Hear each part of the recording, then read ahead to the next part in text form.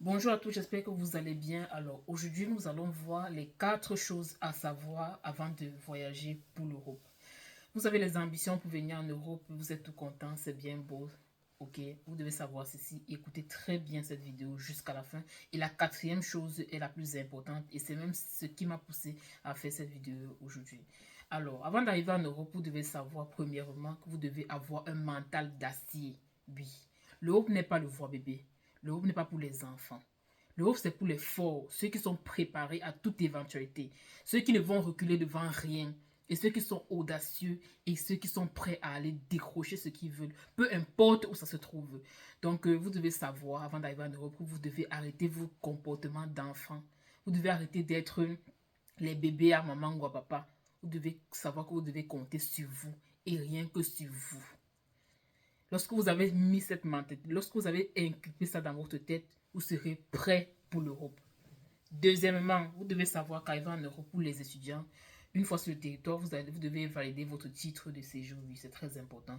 Vous validez votre titre de séjour et là, l'administration française saura que vous êtes sur le territoire ou bien l'administration européenne, je dis française parce que moi je suis en France, mais l'administration saura que vous êtes sur le territoire et là vous pouvez commencer à bénéficier des aides dont vous avez droit.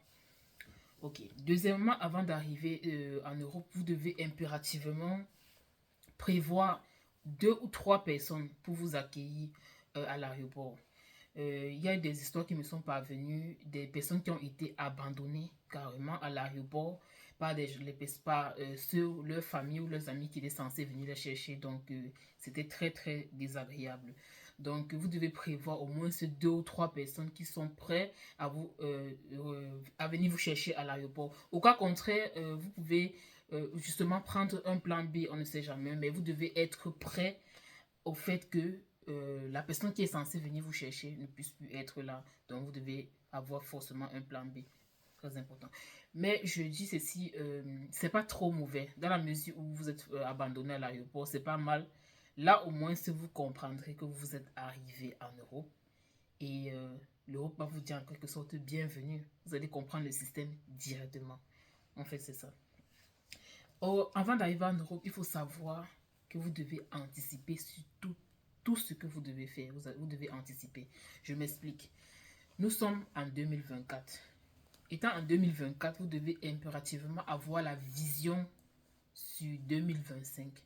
Donc, vous devez un peu vivre comme la lecture, comme si vous êtes en train de faire une lecture. Lorsque vous lisez, ça se passe comment? Vous n'êtes pas en train de regarder le mot que vous êtes en train de lire, mais vous regardez plutôt le mot qui est devant.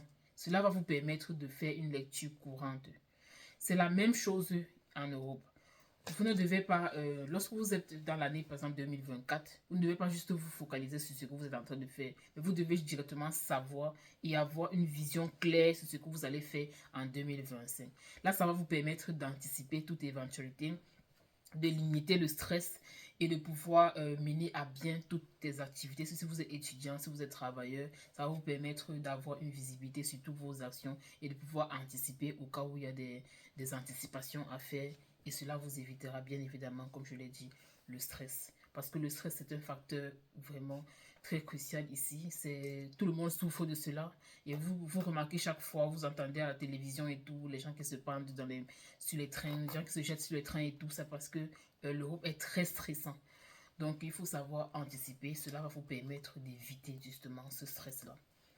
Donc dans la prochaine vidéo, je vous expliquerai justement comment anticiper ces actions en Europe et également pour les étudiants, je vous expliquerai comment retrouver facilement un job étudiant parce que c'était mon cas lorsque je suis arrivé en Europe, j'ai galéré avant d'avoir un job étudiant, c'était pas du tout facile.